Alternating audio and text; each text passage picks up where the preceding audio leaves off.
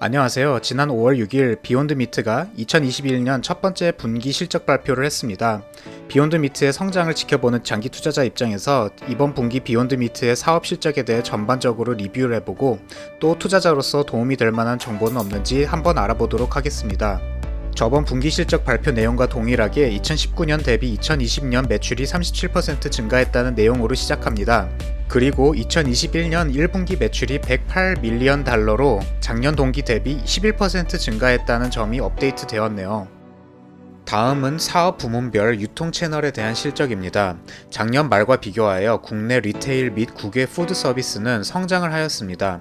지금까지 코로나19로 인해 국외 푸드 서비스 부문이 전체적으로 좋지 않았는데 이번 분기에는 다시 채널이 증가하면서 회복세를 보이는 것 같습니다.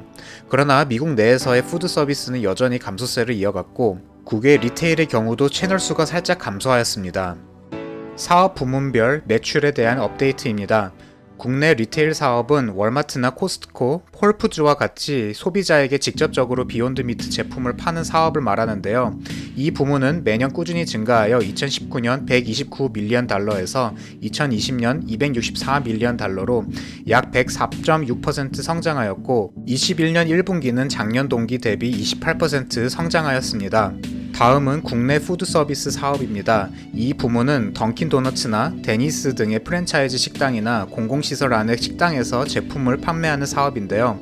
2019년 70밀리언 달러였던 것에 비해 61밀리언으로 약 12.9% 감소하였고 21년 1분기에는 작년 동기 대비 26% 감소하여 감소하는 추세를 이어갔습니다.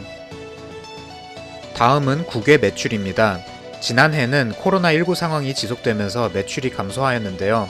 2021년 1분기에는 작년 동기 대비 12% 증가하여 소폭 개선된 실적을 보였습니다.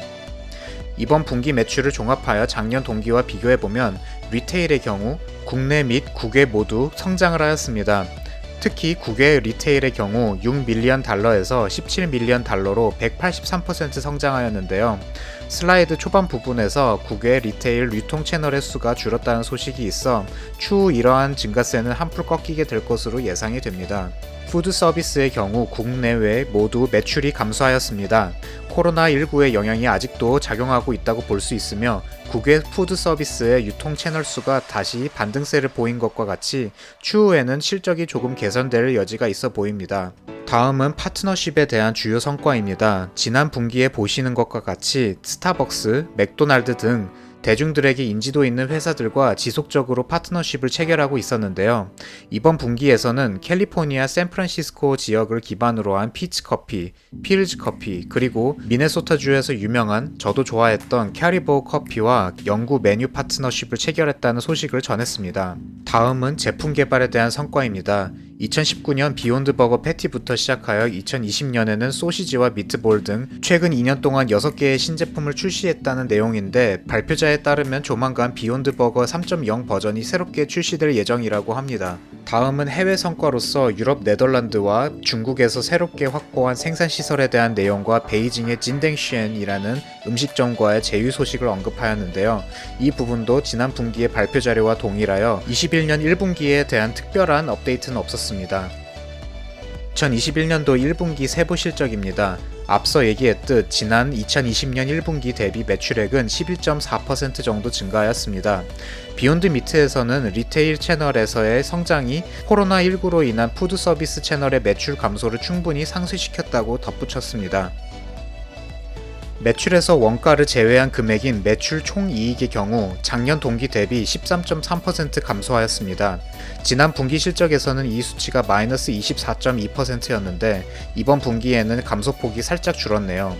매출 총이익률의 경우 30.2%로 작년 동기 38.8% 대비 조금 감소하였는데 발표자에 따르면 운송과 제품 보관 비용이 증가하였고 펜실베니아, 네덜란드 및 중국에 있는 회사의 생산시설 관련 고정자산 증가 등으로 인한 높은 감가상각 비용 등이 반영되었다고 합니다. 순손실을 보면 27.3밀리언 달러로 깜짝 흑자 전환을 했었던 작년 동기 대비 큰 감소를 하였고 기업이 영업활동을 통해 벌어들인 현금 창출 능력을 나타내는 수익성 지표인 에비타의 경우 작년 동기 13.9밀리언 달러에서 이번 분기 마이너스 10.8밀리언 달러로 감소하였습니다.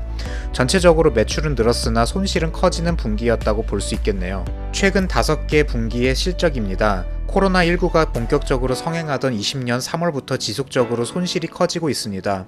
발표자는 이번 분기의 손실에 대해 다음과 같은 사유를 제시하고 있는데요. 첫 번째로 생산 시험 활동이 증가했고, R&D 등을 위한 직원 수 증가, 운송 비용의 증가, 그리고 주식 기반 보상이 증가했다고 합니다. 마지막으로 각종 비용에 대한 리뷰입니다. 왼쪽 매출 총이익률은 2019년부터 30%대를 유지하고 있고, 조금 전에 언급한 바와 같이 21년 1분기에 30.2%로 조금 줄었습니다. 오른쪽 운영 비용의 경우 작년 동기 대비 크게 증가했는데요. 판매 관리비가 30밀리언 달러에서 41밀리언 달러로 약 36.7% 증가하였음에도 불구하고 연구 개발비를 줄이지 않고 오히려 3배가량 늘렸습니다. 비욘드 미트가 각종 비용 감소와 제품 경쟁력 향상을 위한 연구 개발 활동에는 투자를 아끼지 않고 있음을 확인할 수 있었습니다. 이번 컨퍼런스에는 애널리스트들의 여러가지 질문이 있었는데요. 그중 몇 가지를 선별해 보았습니다. 우선 감소한 1분기 매출 총이익 실적을 어떻게 봐야 할지, 유럽과 중국 시장 규모를 늘리면 올해 안에 회복될 가능성이 있는지에 대한 질문이 있었습니다. 이에 대해 푸드서비스 부문에서 불확실성이 많기 때문에 구체적인 지표를 제시하지 못한다는 입장과 완두콩 단백질 재고나 물류 배송 가격 등의 영향 때문에 1분기 실적이 안 좋다는 답변을 했으며, 몇몇 요인들은 2분기까지도 지속될 것으로 예상했습니다. 다음으로 유럽에서 발생한 유통 채널 감소에 대한 질문을 받았습니다. 미국이나 유럽의 푸드서비스 부문에서 큰 폭의 회복을 예상하고 2분기 실적 가이드를 제시했는지를 물었는데요. 이에 대해 대표는 유럽의 공급 손실은 배급업체와 파트너가 바뀌면서 발생한 일이며 손실은 단기적으로 볼 수 있다고 답했습니다. 전세계 2,400여 개의 새 판매처를 확보하고 독일에서 기업의 브랜드 가치에 관련해 평판 있는 상을 받는 등 좋은 흐름을 이어가고 있다고도 덧붙였습니다. 또한 미국에서의 공급망 손실은 코로나의 영향이며 푸드서비스 부문에서는 큰 폭의 변화가 없을 것으로 예상했습니다. 대신 리테일 부문에서 매출 증가를 예상한다고 답했습니다. 최근 확보한 자금을 어디에 쓸 계획인지, 유통망과 제조에 있어 무슨 큰 변화가 있을 예정인지에 대한 질문이 있었습니다. 참고로 비욘드 미트는 최근 1.1빌리언 달러 규모의 Convertible Senior Notes를 발행했는데요. 회사의 입장에서 보면 이자에 대한 부담 없이 투자금을 확보한 것으로 이해하시면 되겠습니다. 이 질문에 대해 이튼 브라운은 지금이 시장을 지속적으로 선도하기 위한 매우 중요한 시기라고 말하며, 맥도날드나 염브랜즈 등의 패스트푸드 체인 사업체들과 협업을 하는 데에 있어 비욘드 미트의 인적 자원, 시설, 그리고 연구개발 능력을 최선의 상태로 갖추는 데 자금을 사용하겠다고 답변했습니다. 또한 비욘드 미트의 경쟁업체들의 경우 코로나 이후에 주가가 주춤하더니 제품의 가격을 낮추면서 다시 회복했는데, 비욘드사도 제품 가격 책정의 변화에 대한 계획은 없는지를 묻습니다. 이에 대해 경쟁업체의 가격에 대응하기 위해서 가격을 바꾸지는 않을 것이며, 가격을 비슷하게 유지하는 대신 공급업체 확장이나 시장 점유율을 높이는 데에 집중할 것임을 밝혔습니다. 마지막으로 슬라이드에서는 나와 있지 않지만 비욘드 미트에서는 이번에 새로운 버거 3.0을 내놓는다는 계획을 밝혔는데요. 이에 대해 기존 버거와 다른 점은 없는지에 대해 질문을 했습니다. 이에 대해 대표는 소비자들을 통해 3.0 버전을 기존 80대 20 소고기, 2.0 버거, 그리고 경쟁업체 제품과 맛 비교를 해본 결과 출시하기에 충분히 좋은 결과가 나왔으며 맛과 향이 향상됐다고 합니다. 또한 유럽과 중국 시장에 진출하는 데에 있어서 미국 시장과 다른지에 대해 물어보는 질문에는 유럽의 경우 시장이 매우 발달되어 있으며 소비자들도 해당 산업에 대해 잘 이해하고 있고 좋은 기술도 보유하고 있어 관심 있게 지켜보고 있다고 했으며, 중국의 경우 아직 대중의 인지도가 크지는 않다고 답했습니다. 이번 분기 실적 발표를 요약해보면 우선 실적이 좋지 않았다고 평가할 수 있겠습니다.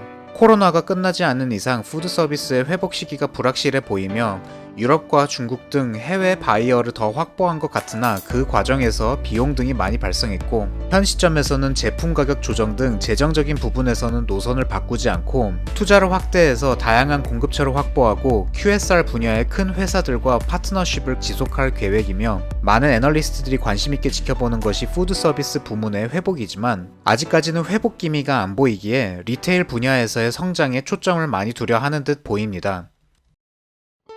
이렇게 2021년 1분기 비욘드 미트의 실적 발표를 정리해보았는데요. 투자에 도움이 되셨다면 구독과 알람 설정해주시고 다음에 또 다른 영상으로 찾아뵙겠습니다. 감사합니다.